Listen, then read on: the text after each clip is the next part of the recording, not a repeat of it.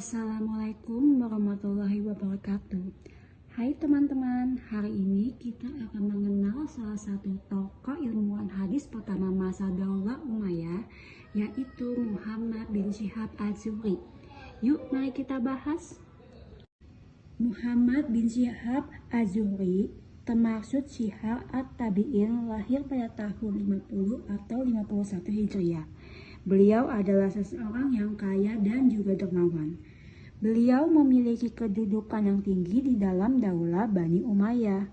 Allah SWT mengkaruniakan kepada beliau kecerdasan yang tinggi dan kekuatan hafal yang sangat mengagumkan.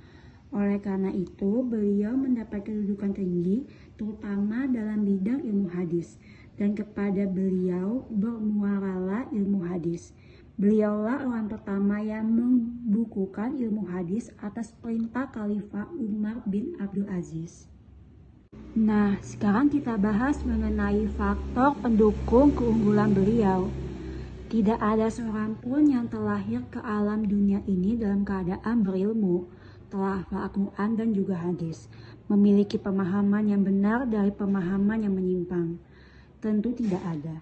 Seluruhnya sama, namun yang membedakan adalah bekal yang cukup dan ketinggian semangat. Tentunya hal itu tidak terlepas dari rahmat dan fadilah dari Allah SWT.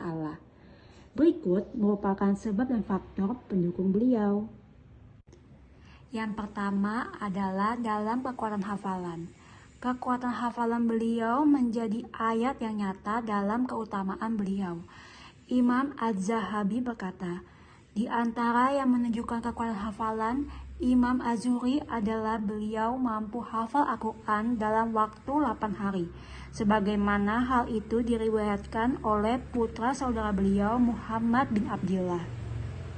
Yang kedua, beliau menulis seluruh yang ia dengar. Dari Abdurrahman bin Abi Zinad dari ayahnya, ia berkata, aku pernah bertawaf bersama Ibnu Syihab dan ia membawa lembaran-lembaran dan buku tulis sampai kami menertawakannya. Dalam riwayat lain, kami menulis perkara halal dan haram, sedangkan Ibnu Syihab menulis semua yang ia dengar. Ketika kami merasa butuh dengan beliau, barulah kami tahu bahwa beliau manusia yang paling mengetahui. Yang ketiga, memuliakan ilmu dan ahli ilmu.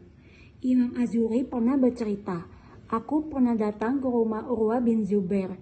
Di depan pintu aku berhenti hingga akhirnya aku pergi dan tidak jadi masuk. Seandainya aku pergi dan tidak jadi masuk, itu tidak aku lakukan yang demikian karena memuliakan beliau. Dari Sufyan, ia mengatakan, aku mendengar Az-Zuhri mengatakan, si Fulan telah menceritakan hadis kepadaku dan beliau adalah lautan ilmu. Tidak hanya sekedar mengatakan beliau adalah orang yang alim.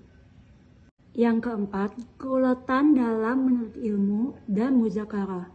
Beliau mengatakan, aku pernah mengikuti guruku, Sa'id bin Musayyib dalam rangka mencari hadis selama 3 hari. Beliau juga mengatakan, lututku selalu menempel pada lutut Sa'id bin Musayyib selama 8 tahun.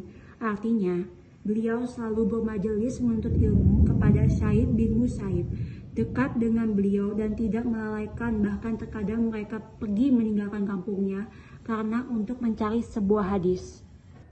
Yang kelima dan juga yang terakhir yaitu mengambil sebab untuk membantu kuatnya hafalan.